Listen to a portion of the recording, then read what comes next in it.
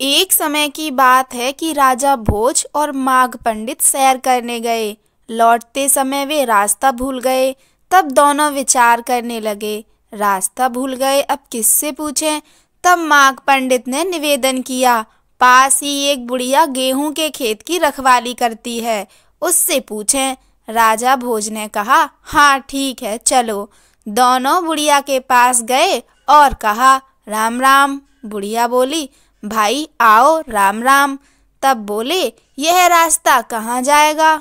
बुढ़िया ने उत्तर दिया, यह रास्ता तो यहीं रहेगा, इसके ऊपर चलने वाले ही जाएंगे। भाई तुम कौन हो। बहन हम तो पथिक हैं। राजा भोज बोला। बुढ़िया बोली, पथिक तो दो हैं, एक तो सूरज, दूसरा चंद्रमा। तुम कौन से पथिक हो भाई, सच बताओ तुम कौन हो। बहन हम तो पाहुने हैं। माघ पंडित बोला। पाहुने दो हैं, एक तो धन, दूसरा यौवन। भाई सच बोलो तुम कौन हो। भोज बोला, हम तो राजा हैं। राजा दो हैं, एक इंद्र, दूसरा यमराज। तुम कौन से राजा हो। बुढ़िया बोली, बहन हम तो क्षमतावान हैं। माघ बोला, क्षमतावान दो हैं, एक पृथ्वी और दूसरी स्त्री। भाई तुम कौन हो। बुढ़िया बोली, हम तो साधु हैं। राजा भोज कहने लगा, साधु तो दो हैं, एक तो शनि और दूसरा संतोष।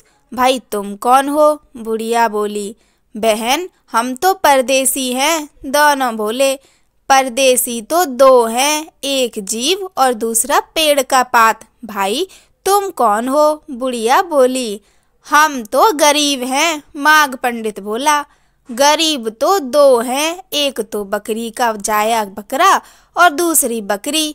बुढ़िया बोली, बहन हम तो चतुर हैं। माघ पंडित बोला, चतुर तो दो हैं, एक अन्न और दूसरा पानी। तुम कौन हो, सच बताओ।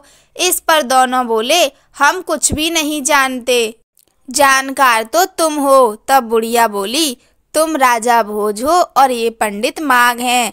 जाओ, यही उज्जैन का रास्ता है।